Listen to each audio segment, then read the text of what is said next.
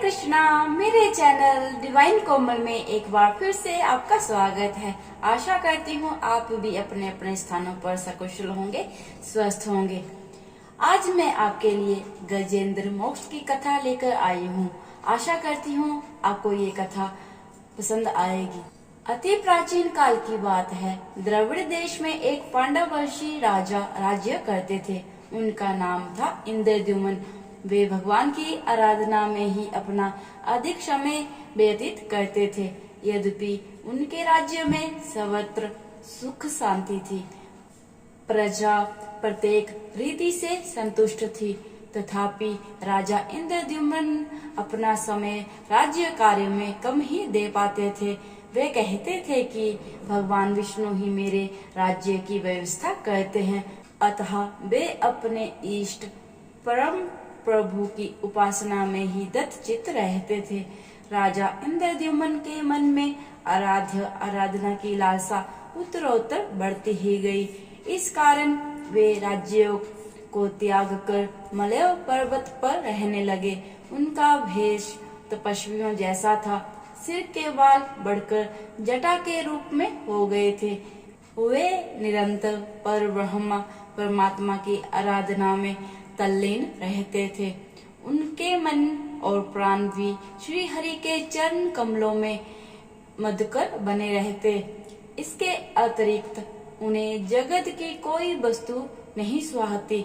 उन्हें राज्य, कोष, प्रजा तथा पत्नी आदि किसी प्राणी या पदार्थ की स्मृति ही नहीं होती थी। एक बार की बात है, राजा इंद्रद्युम्न प्रतिदिन की भांति स्नान आदि से निवृत्त होकर सर्वसमर्थ प्रभु की उपासना में तल्लीन थे। उन्हें ब्रह्म जगत का तनिक भी ध्यान नहीं था।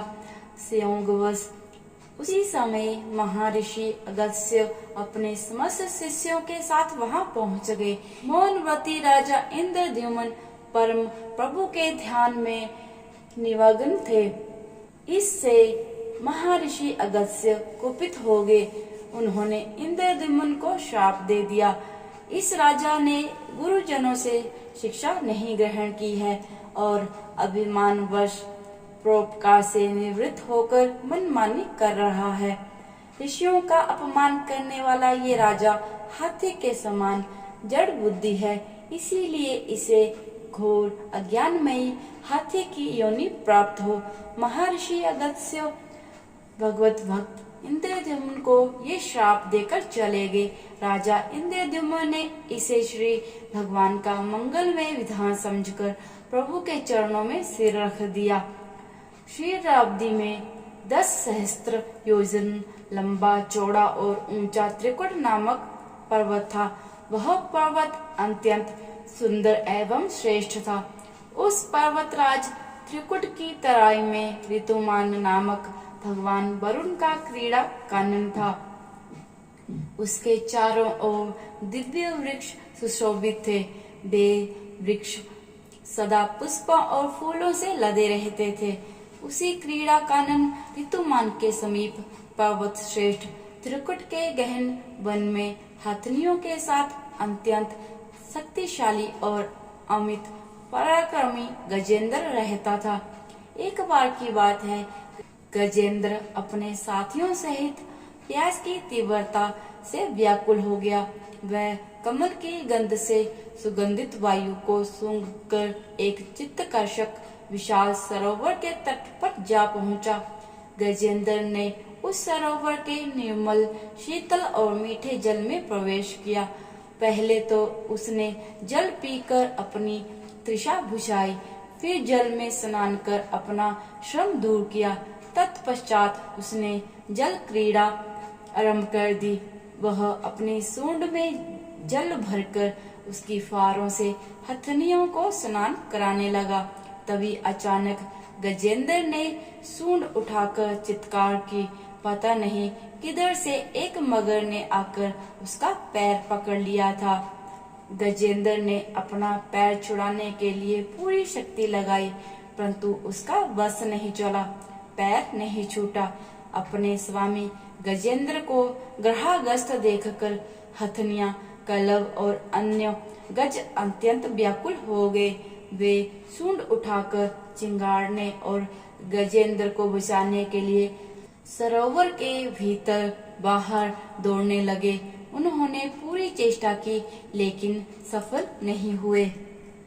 अंततः महर्षि अगस्त्य के श्राप से राजा इंद्रद्युम्न ही गजेंद्र हो गए थे और गंधर्व श्रेष्ठ हुहु महर्षि देवल के श्राप से ग्रह हो गए थे। वे भी अत्यंत पराक्रमी थे। संघर्ष चलता रहा। गजेंद्र स्वयं को बाहर खींचता और ग्रह गजेंद्र को भीतर खींचता। सरोवर का निर्मल जल गंदला हो गया था। कमल दल शत विक्षत हो गए। जल जंतु व्याकुल हो उठे। गजेंद्र और ग्रह का संघर्ष 1 सहस्त्र वर्ष तक चलता रहा। दोनों जीवित रहे। ये दृश्य देखकर देवगण चकित हो गए। अंततः गजेंद्र का शरीर शिथिल हो गया। उसके शरीर में शक्ति और मन में उत्साह नहीं रहा, परंतु जलचर होने के कारण ग्रह की शक्ति में कोई कमी नहीं आई। उसकी शक्ति बढ़ गई। वह नवीन उत्साह से अधिक शक्ति लगाकर गजेंद्र को खींचने लगा। असमर्थ गजेंद्र के प्राण संकट में पड़ गए। उसकी शक्ति और पराक्रम का अहंकार चूर चूर हो गया। वह पूर्णतः निराश हो गया, किंतु पूर्व जन्म की निरंतर भगवत आराधना के फल स्वरूप उसे भगवत स्मृति हो आई।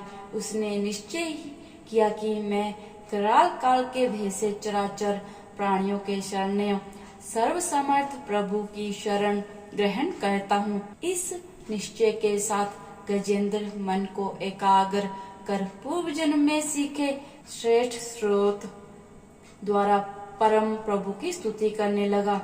गजेंद्र की स्तुति सुनकर सर्वात्मा सर्वदेव रूप भगवान विष्णु प्रकट हो गए। गजेंद्र को पीड़ित देखकर भगवान विष्णु गरुड़ पर आरूढ़ होकर अत्यंत शीघ्रता से उक्त सरोवर के तट पर पहुँचे। जब जीवन से निराश तथा पीड़ा से छटपटाते गजेंद्र ने हाथ में चक्र लिए गरुड़ारूढ़ भगवान विष्णु को तीव्रता से अपनी ओर आते देखा तो उसने कमल का एक सुंदर पुष्प अपनी सूंड में लेकर ऊपर उठाया और बड़े कष्ट से कहा, नारायण जगद गुरु भगवान आपको नमस्कार है। गजेंद्र को अत्यंत पीड़ित देखकर भगवान विष्णु गरुड़ की पीठ से कूद पड़े और गजेंद्र के साथ ग्रह को भी सरोवर से बाहर खींच लाए और तुरंत अपने तीक्ष्ण चक्र से ग्रह का मुंह फाड़कर गजेंद्र को मुक्त कर दिया।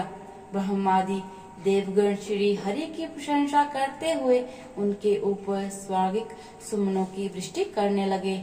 सिद्ध और ऋषि महर्षि पर ब्रह्मा भगवान विष्णु का गुणगान करने लगे। ग्रह दिव्य शरीर धारी हो गया। उसने विष्णु के चरणों में सिर रखकर प्रणाम किया और भगवान विष्णु के गुणों की प्रशंसा करने लगा। भगवान विष्णु के मंगलमय वरद हस्त के स्पर्श से पाप मुक्त होकर अभिशप्त हो गंधर्व ने प्रभु की परिक्रमा की और उनके त्रिलोक्यों बंदित चरण कमलों में प्रणाम कर अपने लोक चला गया। भगवान विष्णु ने गजेंद्र का उद्धार कर उसे अपना पार्षद बना लिया।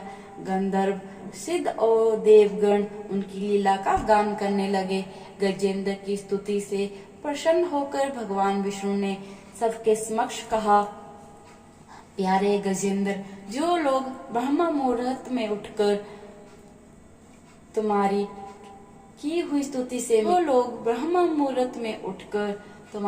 हुई स्तुति से मेरा स्तवन करेंगे, उन्हें मैं मृत्यु के समय निर्मल बुद्धि का दान करूंगा। ये कहकर भगवान विष्णु ने पार्षद रूप में गजेंद्र को साथ लिया और गरुड़ारूढ़ होकर अपने दिव्य धाम को चले गए। तो दोस्तों, आज की ये गजेंद्र मोक्ष की कथा आपको कैसे लगे? पसंद आई हो तो चैनल को सब्सक्राइब कीजिएगा और साथ में ही बेल आइकन को जरूर प्रेस कीजिएगा ताकि मेरी आने वाली वीडियो की नोटिफिकेशन आपको मिलती रहे। हरे कृष्णा।